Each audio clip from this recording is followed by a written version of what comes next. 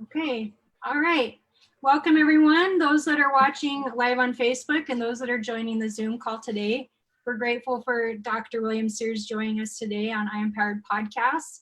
Our hope when we have these podcasts is that you can come and glean something practical that you can implement into your lives to help with your journey towards mental wellness, whether that's for you personally or someone in your family that might be struggling. So we are very, very fortunate to have Dr. Sears. He is one that has dedicated his life to serving children and families as a pediatrician. He's written countless books. He's served as a volunteer professor for several universities, such as Southern California School of Medicine, University of California, Irvine.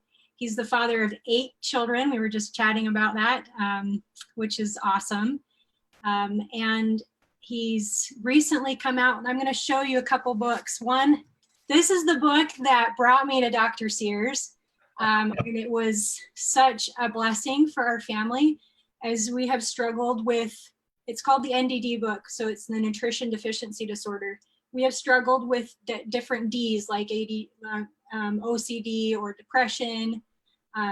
And a lot of families have struggled with these areas. And so he gives lots of good advice about how we can naturally kind of combat those symptoms. And his latest book that we're going to refer to today is called The Healthy Brain Book. And this is also an amazing, amazing book. One of the things that I think Dr. Sears is just unique, and he's not only very knowledgeable with his medical background, but he's an amazing author, and he doesn't really write books about science the way that you would typically read them. He writes them in a way that is, in my opinion, more like a novel. I couldn't put down the other one, so it's very easy to understand. It's applicable immediately into your life. So we're definitely grateful to have him. And so Dr. Sears, welcome finally. Thank you, Jenny. I'm delighted and honored to be with you. I love talking about the brain. It's kind of an important organ. And becoming more, I think, important in the area of mental health. And so people like you are just really paving the way for that conversation to continue. So we're really grateful. Yeah, and I'm glad you, and you picked a great topic, Jenny, because see, even before all this COVID stuff, the mental wellness was the #1 concern in America. Now, every year doctors get together and they vote on what is the sickest organ of the body, and the heart always wins or loses, except a couple of years ago, for the first time in American history, brain illnesses are now greater than heart illnesses. So the brain is now sicker than the heart. So it's very timely. And a lot of people right now are struggling with anxiety, COVID anxiety. Will I have a job? What's going on? All that. So your podcast is very timely.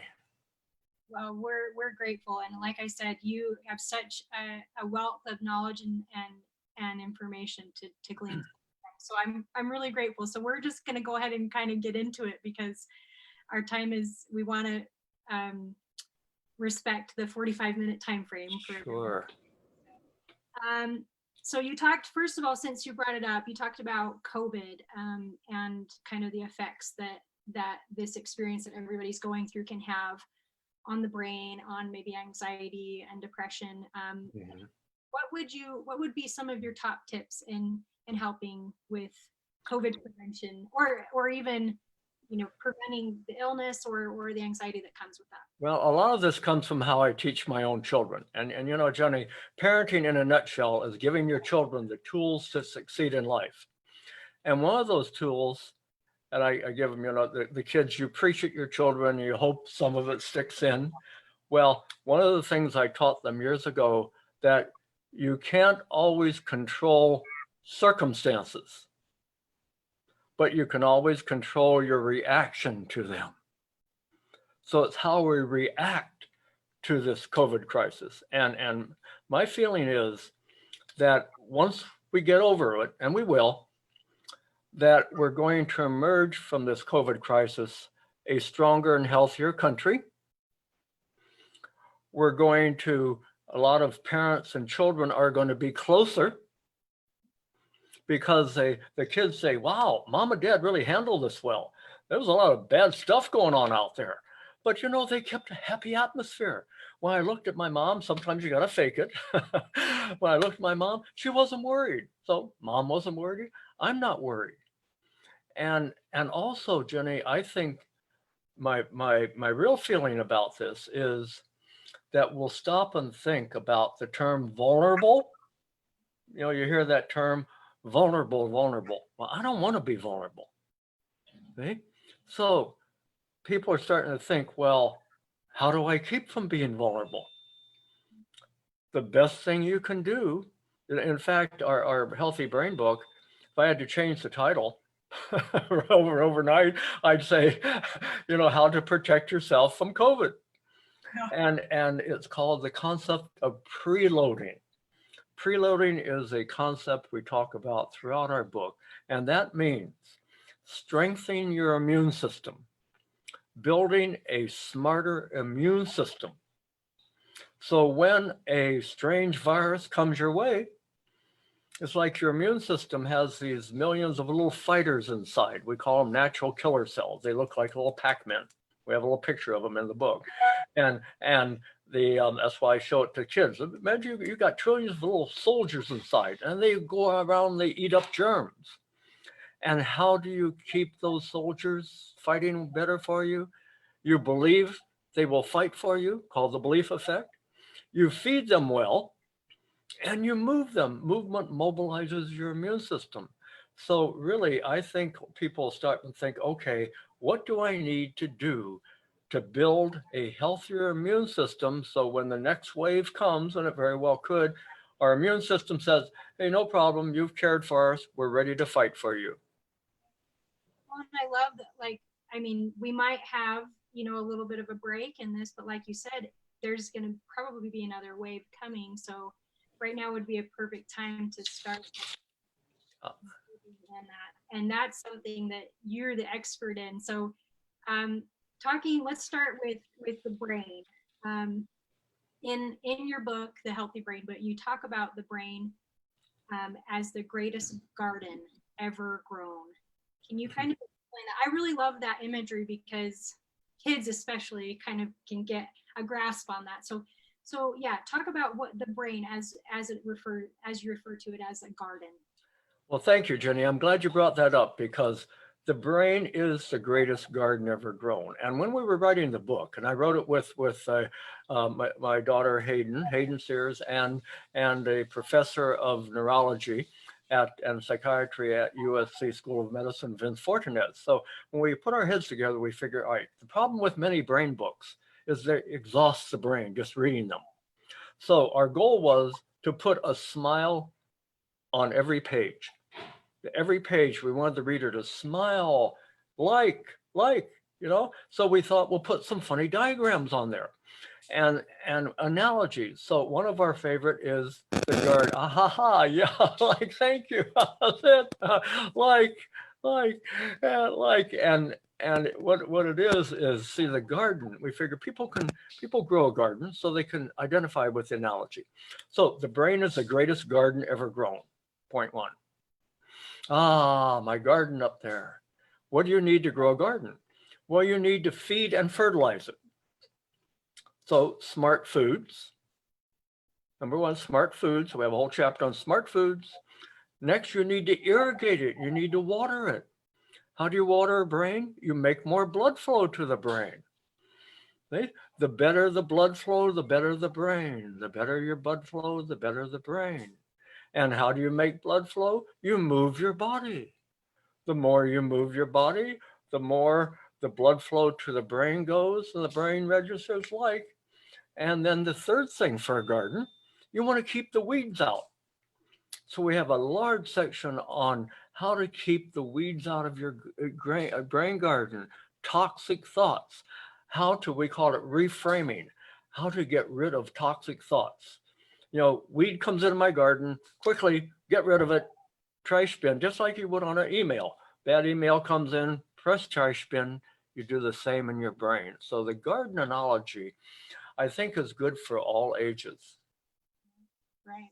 And I love that that there's a way to do that. Sometimes we kind of get in the funk that we don't have any access, or we can't control those thoughts at all. But I think with practice, it definitely, Mhm. a couple weeks ago, Dr. A was, Yeah, I'm glad you mentioned the magic word funk. yes. Funk. We get in there. And that's why, see, our brain, oh, it's like a symphony orchestra. We've got at least 100 players up there. And sometimes you want to play loud, play loud. But sometimes the brain says, hey, I'm tired, cool it. So the key to brain health is you rev up and you create and you work hard and all, but every once in a while you have to say, okay, take a deep breath, relax, and cool it, and let the violins play a bit, silence the drummers, and then the brain recharges or refreshes. Refresh is a wonderful term. Like you press refresh and your brain says, okay, I just need a few minutes rest. And so we talk a lot about how a daily life in your brain, a life during the day in your brain, from revving up and working hard to resting, and we call it agitate less, meditate more. There you go. So you mentioned, I was going to ask, what would be a tip for helping to find that time or to create that time where the brain can relax? And you mentioned meditation. So Sure, and see, meditation, Jenny. There's no time in history. I've been a medical doctor for 50 years, and there's no better time in history for people to learn meditation. Right? Meditation is like just a timeout where you get the brain refresh and recharge, and you develop a mantra. A mantra is just a simple phrase that you love to hear. And my favorite mantra is the attitude of gratitude. See, and there's what we call the grateful brain. So I want to take a minute with that and picture yourself figuring, gosh, I want to know what goes on in my brain because sometimes I feel so good, others I don't. So you make an appointment with your friendly neighborhood neurologist and you go in and you get wired with all these gauges. And the technology tells you windows into the brain, tells you what happy centers are lighting up, what sad centers are lighting up. And you start, and the doctor says, okay, I want you to think happy thoughts and meditate. Ah, think about things you are grateful for. There's actually a neurological term called the grateful brain. And think of things, no matter how life sucks, and right now it does some days, we all have a few things to be thankful for. So you just close your eyes and say, and I start my day this way.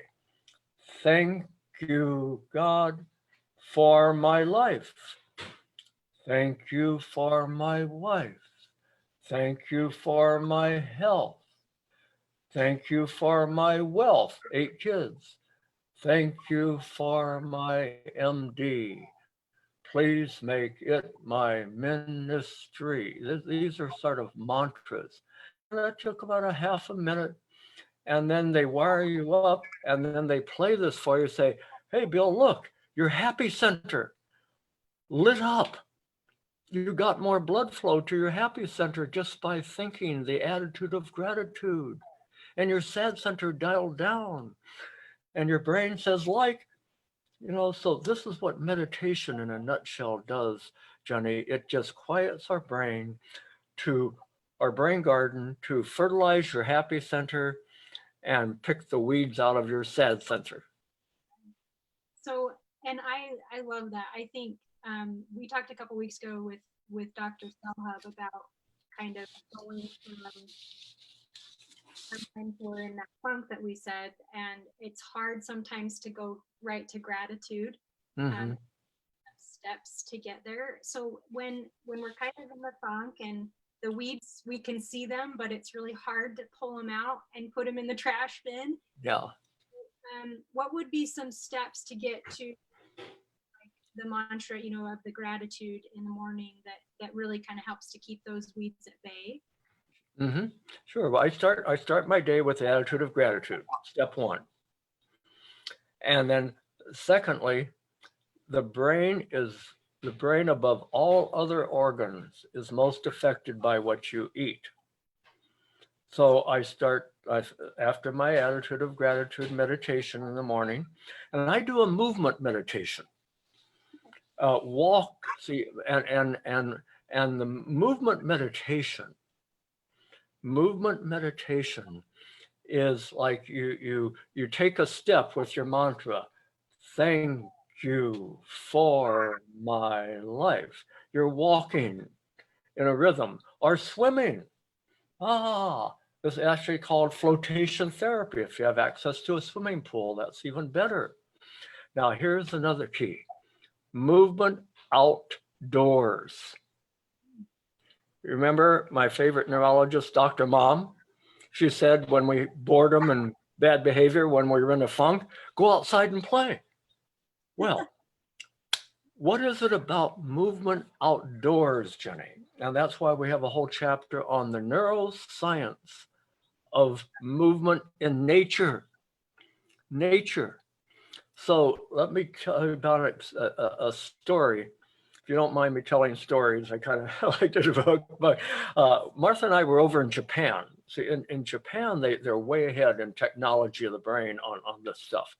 So we were given a lecture, and Asian lectures are very long and very tiring. So my brain was exhausted. So our host saw that and he said, okay, Bill and Martha, we're going to take you both out for some Shinrin Yoku, which I thought was a Japanese drink. Well, no, we get in a car and we travel up the top of a mountain, and we get out of the car and walk in the woods. And he says, Shinrin Yoku is a Japanese term for forest bathing. So let's take a walk in the woods. Well, typical American, I thought, well, this is nice, foo-foo and all that. No, there's a whole science in Tokyo at Nippon University on the brain, in the neuroscience of the brain on nature. There's a fabulous book we recommend highly, Your Brain on Nature. Eva Selhub, a Japanese neurologist at Harvard, I had a chat with her, and she said, exercise or movement in nature, outdoors, is exercise squared, because your health benefits of movement, when you move outdoors is fantastic. So again, go outside and play. And then the next thing, I always reframe. So I start start the day with meditation, outdoor movement, reframe. Reframe is my title for when a toxic thought comes in. Oh my gosh, no, something like that. Reframe. You get a bad call, a phone call from a jerk or so. Reframe. Think about something. And then I try to do as many things what I call the helper's high. The helper's high is why I'm doing this with you, okay? And why you're doing this with others. At the end of your podcast, your brain and my brain are going to feel so much better, because someone out there, 1 or 2 or 3 or 1,000 people, are better and happier because something they heard on our podcast. The helper's high. So the more doses of the helper's high you can get during the day. And then finally, I want to go back to movement for a minute, Jenny, because my favorite diagram in our book is what happens to the brain and your blood vessels when you move. So follow it closely. When you move, when you go out, when you dance, when you walk fast, any type of vigorous movement, indoors or outdoors, the blood, you have inside of us a natural pharmacy. We make our own medicines. Now, if you were the great designer, the greatest design ever made, the brain, the body, and you knew we humans are going to mess it up by the way we eat, think, and live, and you would put a pharmacy inside our body. Where would you put it that would get into the bloodstream real fast? You would put it in the lining of the blood vessels. I call it the silver lining. The medical term is endothelium. So I want our viewers to picture a visual of thousands, millions, trillions of little microscopic squirt bottles in the lining of your blood vessels. And when you move, and this won the Nobel Prize, when you move, the blood flows faster over the tops of the medicine bottles, and the medicine bottles squirt medicines into your bloodstreams, feel good medicines. And that's why Dr. Mom said, go outside and play, because you're creating your feel good medicines just by doing that. No, it's interesting to think that these were used to be common sense, but Yeah. we've a little bit away in the fast pace and stresses of life. Mm-hmm. I wanted to go, you talked about kind of the gratitude mantra, the movement outside, and the importance of movement in helping our brains to get this healthy medicine that helps us. Yes. You also talked about smart foods. So would you talk a little bit more about specifics in that area? I know in the NTD book you talk about kind of, which was really helpful for me, kind of green light, yellow light, red light foods. Mm-hmm. Yeah, could you talk a little bit more about what are the super smart foods that we should focus Yes. on? The smart foods, I call them. Smart foods. All right, let me just silence this here a little bit. Smart foods. Now, Jenny, I must show me the science type of doctor. Okay, so I'm not going to write or talk about anything that's not backed up by solid science. Okay, solid science. So I spent years researching and eating what I think the top foods are, smartest foods are for science. All right, so follow me closely. Now, you mentioned the term too, Jenny, before. That makes sense. That makes sense. See, as a speaker, I want to hear that makes sense, because then you know the audience is listening. So let's start with how to pick smart foods. Well, the brain is mostly fat. Okay, we're fatheads. You're a fathead, I'm a fathead. And the listeners are saying, where is he going with that?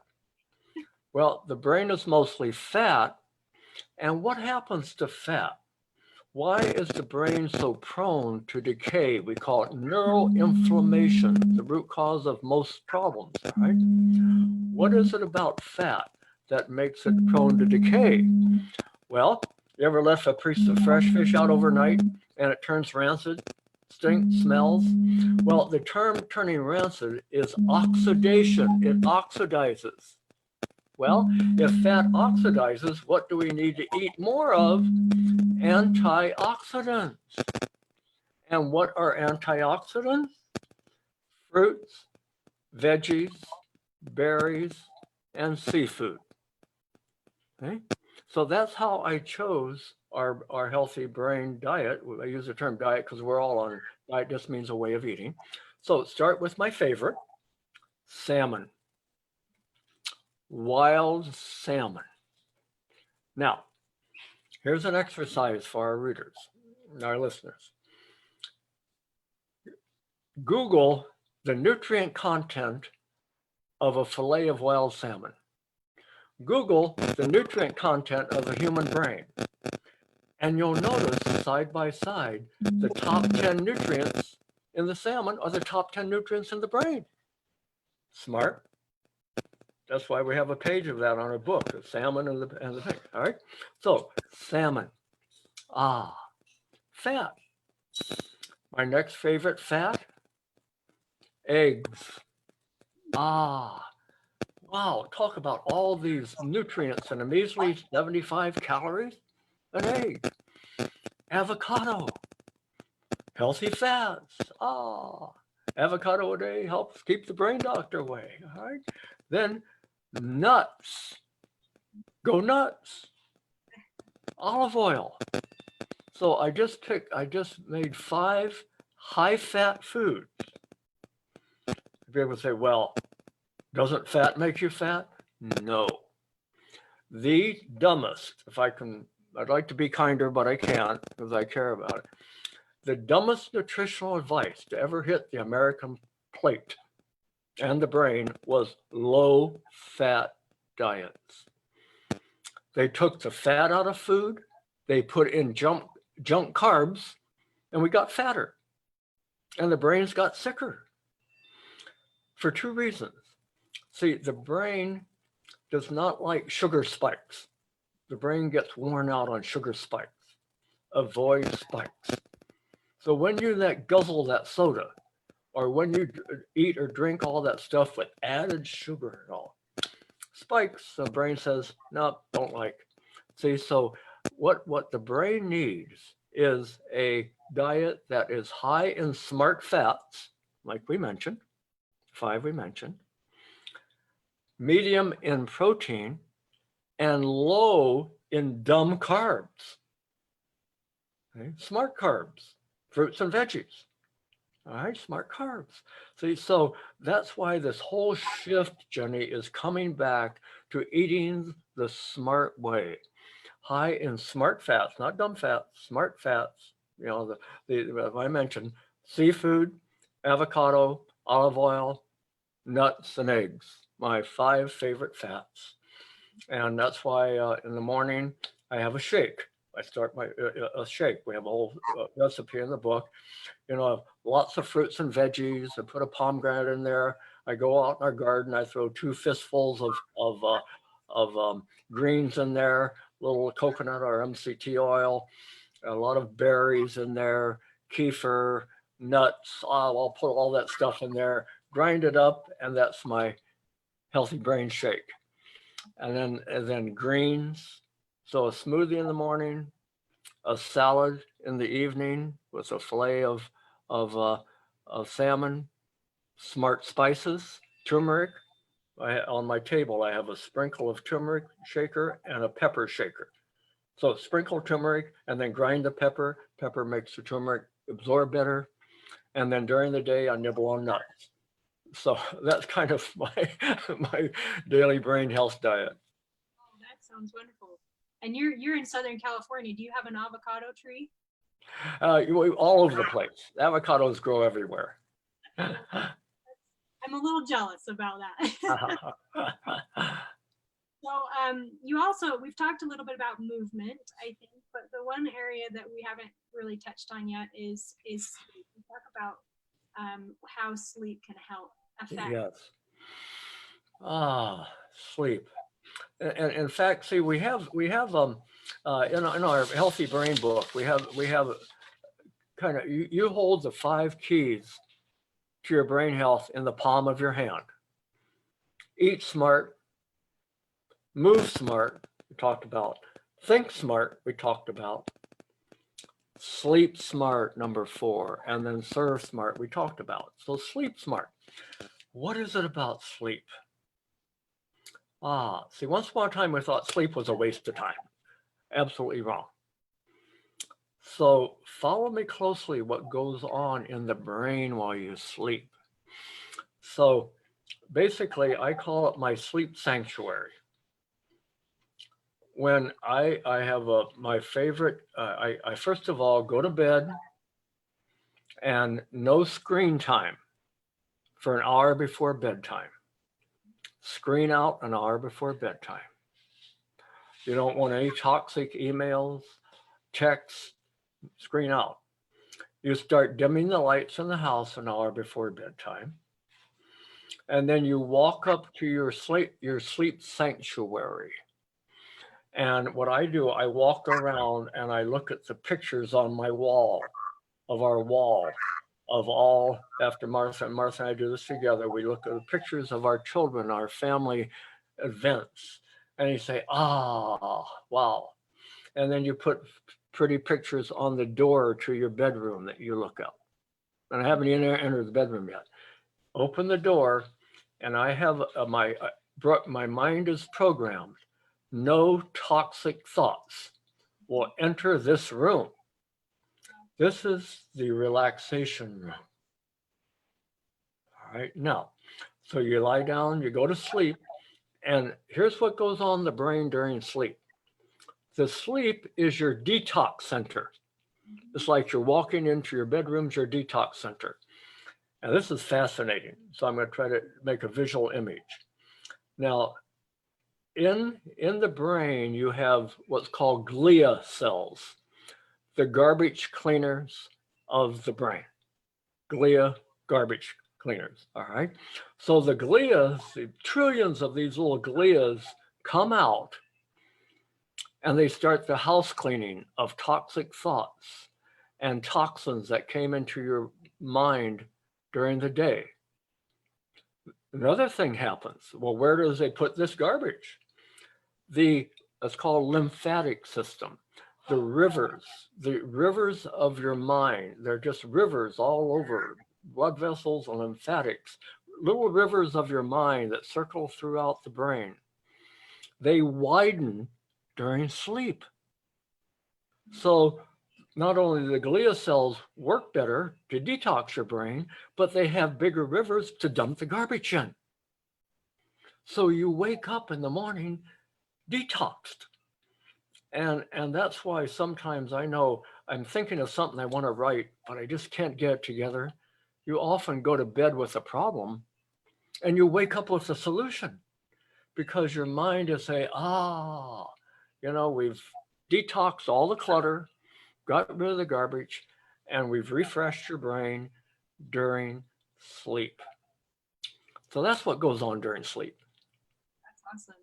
No, I think these are all types of things that you're hearing more about, right? Like these important foundational principles.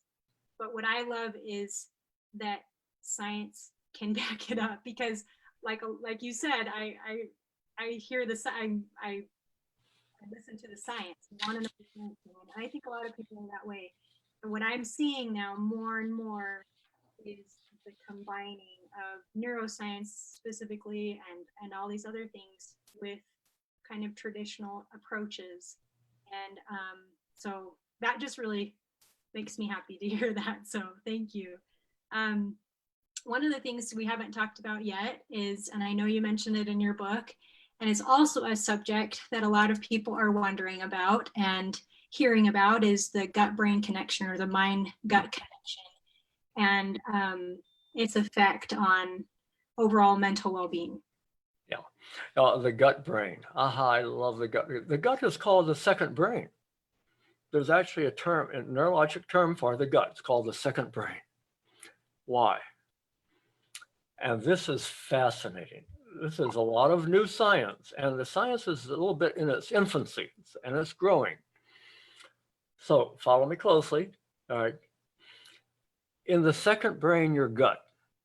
In your gut, you have trillions of little bacteria, fungi, viruses, all kinds of little gut bugs, we call them, gut bugs. The term is microbiome, your community of gut bugs. So you'll hear that term microbiome. It's one of the hottest terms in medicine right now, microbiome. Keep your microbiome healthy. So the microbiome is your community of gut bugs that live in your gut, the lining of your gut, and in return for free food and a warm place to live, they're like another pharmacy. They make medicines for your body, for your immune system. Okay? So that's point number one. The gut bugs are your pharmacy inside. And I picture a little, we have a little picture in our diagram, our book on the little gut bugs dressed up like pharmacists, microscopic pharmacists. And the saying, treat us well and we'll work for you down here. Okay? And so all during the day, the head brain constantly sends biochemical text messages, neurologically called neuropeptides. There are a lot of different words for it. I call them biochemical text messages. The head brain texts the gut brain through the largest nerve in the body. It's called the nervous system highway down the center of the body, called the vagus nerve. So down comes that text message. And the gut is saying, hey, gut brain, the head brain is saying to the gut brain, how are things going down there? And the gut brain says, yeah, we're working hard for you, but don't stress me out up here. Because when you stress me out up here, I get queasy down here. You know, you get not good gut feelings when you don't have good head brain feeling. So the gut brain connection is so vital for that. And that's why feeding the microbiome is interesting. The same foods that your head brain like, your gut brain like fiber. So your microbiome lives on leftovers. So that chewy celery or that asparagus that you chew. In fact, one of the things we teach in our that is that chew times 2. Okay. And which will maybe get that later, why grazing is good for the brain. But the fiber that you can't digest up here in the top of your gut, you chew, that goes down into your colon where most of the microbiome is. And it says, we will digest that. We'll live off your leftovers. So fascinating stuff down there. I love that you said that, because that's one thing after I read the NDD book that I said, okay, guys, we're gonna chew our food, and our dinners were quite quiet after that. We didn't have as much talking, but I know we were digesting better. So that's awesome. We are, it's going so fast. We have just a few minutes. I just wanted to open up, make sure there were a couple of questions that came through that hopefully we addressed.